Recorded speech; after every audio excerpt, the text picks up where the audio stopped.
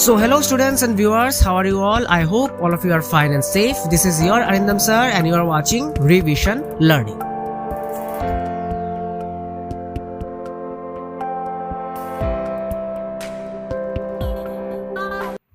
So students, let's start with our first topic, Democratic Constitution in South Africa, from your chapter number 3 of class 9 Civics, Constitutional Design chapter.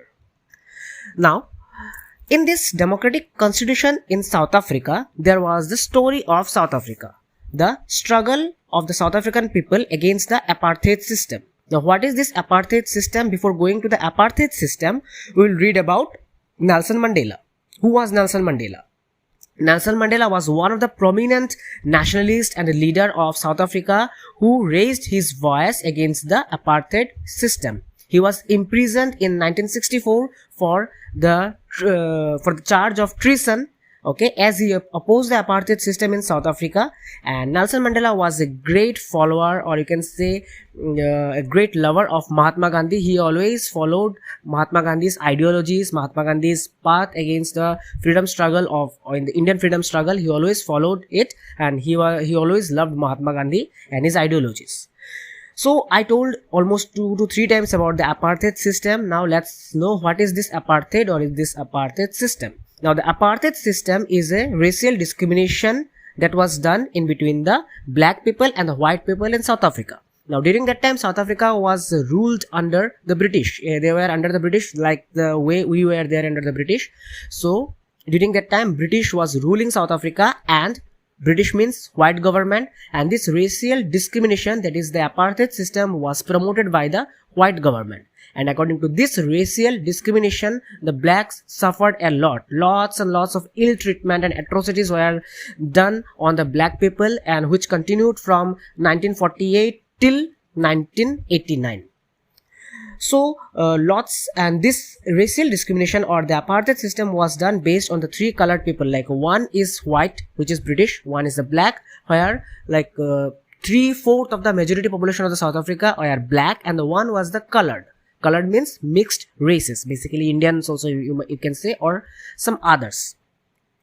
Now due to this apartheid system, lots of problems, lots of struggle the South African people had to face. Like for example, the South African people, that is the black people, the blacks were not allowed to enter in the areas where white people lived. They were forbidden from entering into the white areas. They cannot work into the white areas, and for working into the white areas, the non-white people needed a permit which was not easily available, which was not easily given by the British government, the white government. So this was one of the, because for their livelihood also they had to struggle a lot. After their livelihood, in all the public places, everything was separate. There was a separate system, or you can say separate facilities for the white people, whereas for the black people the facility was totally bogus. Total discrimination was there. All the high class and standard facilities were given to the white people, whereas for the black people everything was useless. All the low standard facilities were given. Every public places. Now the public places, like for example in trains, in buses, taxis, hospitals, schools, libraries, colleges, cinema hall, theaters, swimming pool, etc. In all those places there was a discrimination in between the blacks and the whites under the apartheid system. The white rulers always treated all the non-whites as inferiors, and the non-whites did not have voting rights. So after this lots and lots of struggle, since 1950, the colored people, Indians living in South Africa, and the black, they started to oppose against the system. Okay, they started to raise their voice against this apartheid system, and because of this reason, they formed an umbrella organization, means a small organization, okay, which name was given as African National Congress. It's not like our Indian National Congress. Congress means public meeting or some political meeting and all. So African National Congress was formed, and many sensitive white people also joined the ANC, that is the African National Congress, to oppose this apartheid system along with the non-white people. Because you can say that in a society, not everyone is not bad. Okay, some of the white people are also good, and because of that reason they also joined the ANC to support the black people, the non-white people. Several countries also announced apartheid as an unjust and racist, but the white racist government continued to rule by detaining, torturing, killing of thousands of black and colored people. So now let's move to your new topic, that is towards a new constitution. How a new constitution was formed in South Africa. The protest against the apartheid gradually increased with the time being, and slowly the white, after getting lots and lots of hatred from all over the world because of this apartheid system, had to change their policies, had to bring some changes in some of their policies. Like, for example, they changed the discriminatory laws, and the discriminatory laws were replaced. Number 2, the ban removed from political parties, and Nelson Mandela walked out of the jail after 28 years. So these three changes, or these three policies, were changed by the British. What they did, the discriminatory laws, the discrimination in between the blacks and whites, in most probably in all the public places, were removed. There was a ban on some political parties after the formation of ANC, so this thing was also removed. And Nelson Mandela was also released from the jail after 28 years of imprisonment. And finally, on the 26th April 1994, South Africa got free from this apartheid system. So at the midnight of 26th April 1994, the new national flag of the Republic of South Africa was unfurled, making the newly born democracy in the world. The apartheid government came to an end by this process, which paved the way for the formation of a multi-racial government. So slowly, multi-racial government was formed in South Africa, and the apartheid system and this apartheid government, that is the British government, was removed. So this new government, or the formation of new multi-racial government means people from all the races, from all the colors can stay in the government. They made some rules. Okay, what were the rules made by them? Like, the simple rule was that the black leaders always decided that they want to forgive the white leaders and the atrocities that were made by the whites. So the black people decided to forgive the white people. This was the first thing, or first, you can say, the first historical event made by this multiracial government.